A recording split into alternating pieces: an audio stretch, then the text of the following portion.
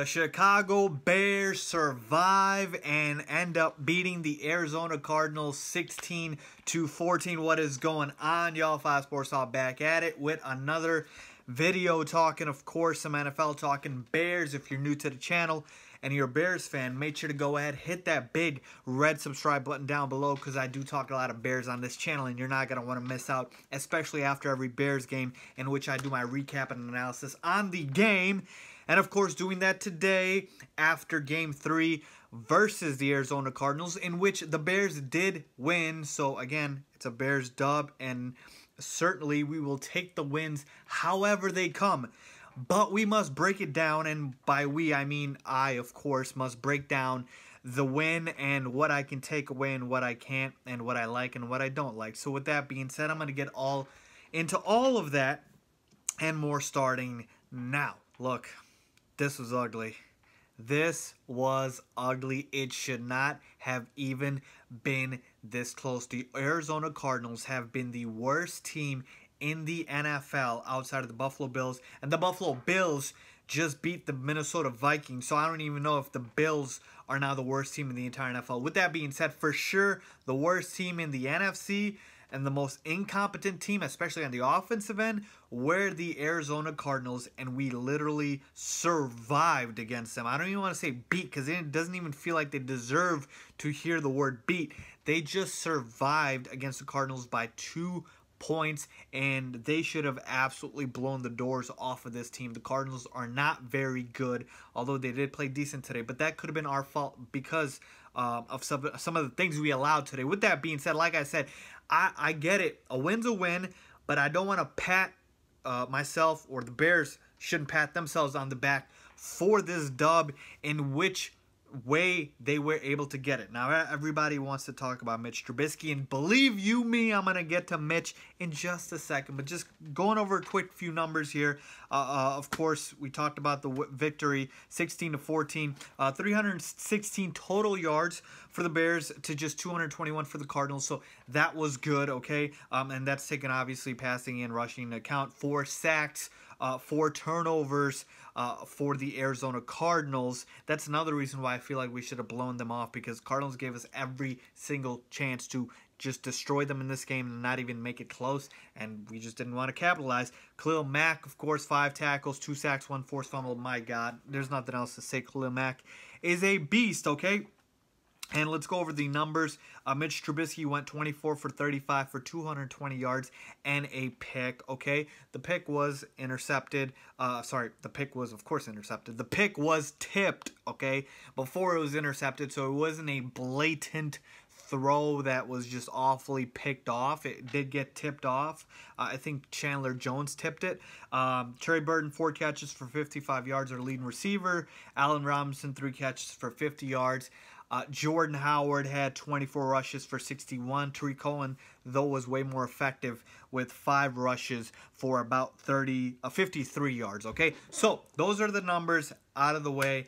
But with that being said, I know everybody wants to talk about Mitch. I just want to mention one thing before I get into Mitch, and I will get into Mitch. Don't you worry about that. Let's talk about the defense, okay? Early on, the Bears' defense was flat out awful. Like I mentioned to you before, the Arizona Cardinals have been the worst offense in the entire NFL, and they allowed Sam Bradford to get 2 of the easiest touchdowns I believe he's ever had in his career, or at least it seemed like that, okay? When he found David Johnson, and I forget who the first one was to. I think it was the tight end Ricky Seals-Jones or whatever. And just awful. Blown coverage, and we're down 14-zip, okay? So, right off the bat, I know everybody wants to credit the Bears' defense for carrying us, quote-unquote. Well, they were the reason we were in this hole. And that's what I've noticed, again, very early in the season. We're just 3 games in. I've noticed the Bears' defense can't play 2 good halves of football. We've had, very good first halves, but bad second halves. Solid second half like we did today. The Bears defense did today, but poor first half or first quarter. So that's something where I feel like, I don't know whether the defense is running out of energy or they're just starting off slow, but it's something that's definitely becoming a trend that I've noticed. So before we want to heap all this praise onto the defense for this game, and they certainly were a big reason, or probably the majority of the reason we won this game, they of course were not flawless because we allowed those two trash touchdowns. Like I said, if Sam Bradford beat us over the top and he threaded the needle and he got that touchdown to somebody by just making a better throw, I'll give it all up to Sam Bradford, but he didn't. Those were easily blown coverages on those touchdowns. With that being said, let's get to talking about Mitch, okay? Because I know that's what everybody wants to talk about. Okay, how did Mitch look in this game? Folks, I have been driving the Mitch sort of bandwagon for a while now, ever since he got drafted. I'm not ready to come off of it. I am not, and that's not being stubborn, but I am ready to say I'm worried. I am worried about Mitch Trubisky because here's the thing. This man cannot make some throws. Just flat out can't. Okay, the accuracy on short to intermediate is decent. I can't even say it's great. It's decent. Okay, but deep ball, I mean, my God. Deep ball throws by Mitch Trubisky look flat out embarrassing. It's not even like he doesn't have the arm strength for it, but the accuracy on deep ball throws just goes way farther or underthrown. We saw this in previous weeks, but today, I mean, he was just airing it out, and Allen Robinson was like, the ball's going 15 yards ahead of me or the side of me or behind me. So, like I said, it's not an issue of arm strength and that he can't even get it there. It's the fact that he is not even remotely accurate on these deep throws.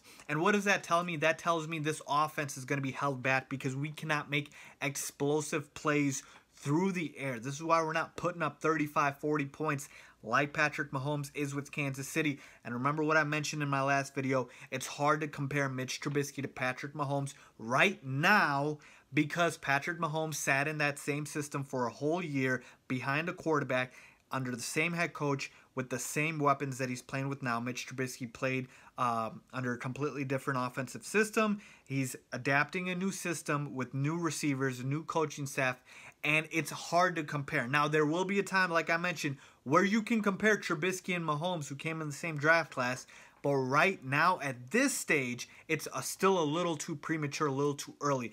But point being is I can still compare their arm strength and accuracy. And Patrick Mahomes' arm strength and accuracy looks to be, you know, much more on point than Mitch Trubisky's because, like I mentioned, Trubisky on these deep throws, he is just flat out overthrowing, underthrowing, just completely missing these guys, and that is going to become an issue here. Another thing I noticed is he's got a big problem with his feet, okay? Whenever the throws are completely off, it's because his feet tend to be very sporadic. He doesn't really set himself and throw the ball. Now, Josh Rosen came in this game at the very end. By the way, I don't know how the hell the Cardinals want to bring in Josh Rosen when Sam Bradford just has to have a decent game, and they don't want to bring in Josh Rosen when Sam Bradford absolutely wets the bed the previous two games. But again, that's neither here nor there. Josh Rosen came in. Josh Rosen, at this stage of his career right now, at this very point in his first NFL game, he throws a prettier ball than Mitch Trubisky. He just does. He throws the football better than Mitch Trubisky, and that is becoming an issue. So I don't know if it's a feet thing, mechanics, whatever it may be. The Bears need to go ahead and fix that because it does not look good right now. Mitch Trubisky right now is a one read and run quarterback. He makes his one read. If it's not there, he scrambles in the pocket a little bit outside and he makes a run for it. Okay, usually the read's either Burton or Allen Robinson, and that's it. So that definitely needs to improve. I like him taking the deep shots today. I do like that. But the fact that he wasn't even close, outside of maybe one or two throws, I don't like that. With that being said, like I said, I'm not ready to jump off. It's still way too early, but you get my point on what I think Mitch Trubisky needs to improve on. The offense cannot be explosive until Mitch Trubisky takes that next step. Game stripped is another thing where I feel like, for some reason, and Matt Nagy, I love Matt Nagy, but he tends to do this.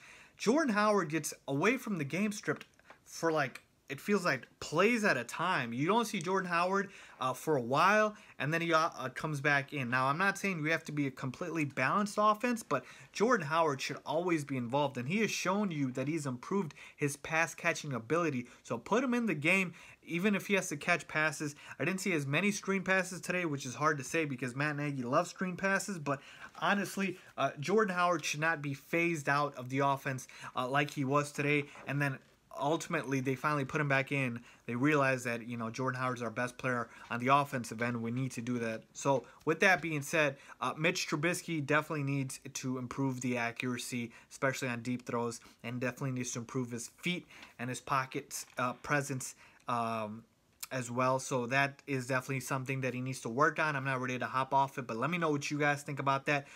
Bears should have easily beat the Cardinals in this game, but hey, we'll take it. First place in the NFC North, baby. First place as of right now. With that being said, we've got games against the Tampa Bay Buccaneers at home, and then the Dolphins the week after.